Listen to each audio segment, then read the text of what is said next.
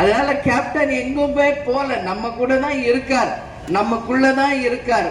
மனிதரா பிறந்தாரு, புனிதரா வாழ்ந்தாரு, இப்ப தெய்வமாக இருந்து நம் அத்தனை பேரையுமே வழி நடத்திக்கிட்டு தான் இருக்கார்.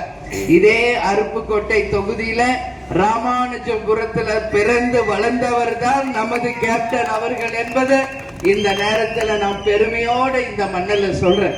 அதுக்கப்புறமா தான் மதுரைக்கு போனாங்க, அப்புறம் சென்னைக்கு வந்தார். இதுதான் கேப்டன் வரலாறு. அவர் பிறந்த மண்ணில் உங்களை பார்க்கறதுல உண்மையில் மகிழ்ச்சி.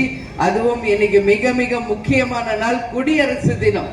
அந்த நாள்ல கேப்டன் பிறந்த இந்த மண்ணில ராமானுஜபுரம் இங்க பக்கத்துல தான் இருக்கு. அது மட்டும் இல்ல, விஜய பிரபாகர் அவர்கள் எம்பி தொகுதியாக இந்த தொகுதியில போட்டி போட்டாரு. ஆக்சுவலா அவர் வெற்றி பெற்றுட்டார். உங்க அத்தனை பேர் வாக்குகளும் விஜய பிரபாகருக்கு முரசுக்கு தான் நீங்க செலுத்தினீங்க.